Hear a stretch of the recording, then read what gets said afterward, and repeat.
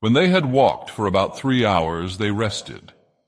The night was clear, cool, and starry, but smoke-like wisps of mist were creeping up the hillsides from the streams and deep meadows. Thin-clad birches, swaying in a light wind above their heads, made a black net against the pale sky. They ate a very frugal supper for hobbits, and then went on again. Soon they struck a narrow road that went rolling up and down, fading gray into the darkness ahead, the road to Woodhall and Stock and the Buckleberry Ferry. It climbed away from the main road in the water valley and wound over the skirts of the green hills towards Woody End, a wild corner of the East Farthing. After a while they plunged into a deeply cloven track between tall trees that rustled their dry leaves in the night.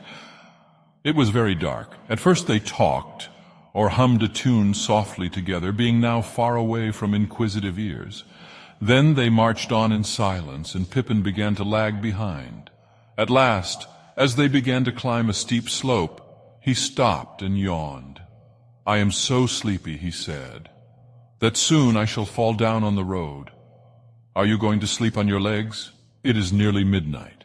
"I thought you liked walking in the dark," said Frodo, "but there is no great hurry. Mary expects us some time the day after tomorrow, but that leaves us nearly 2 days more.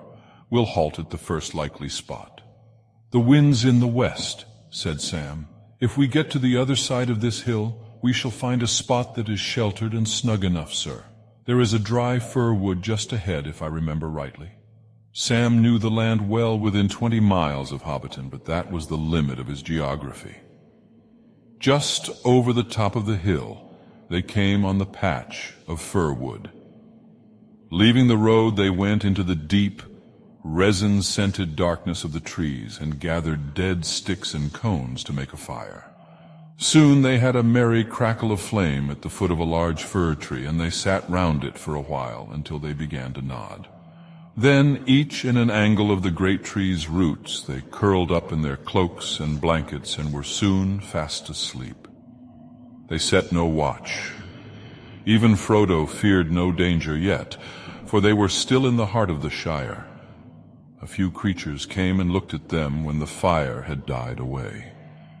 A fox passing through the wood on business of his own stopped several minutes and sniffed. "Hobbits," he thought. "Well, what next? I have heard of strange doings in this land, but I've seldom heard of a hobbit sleeping out of doors under a tree. 3 of them. There's something mighty queer behind this."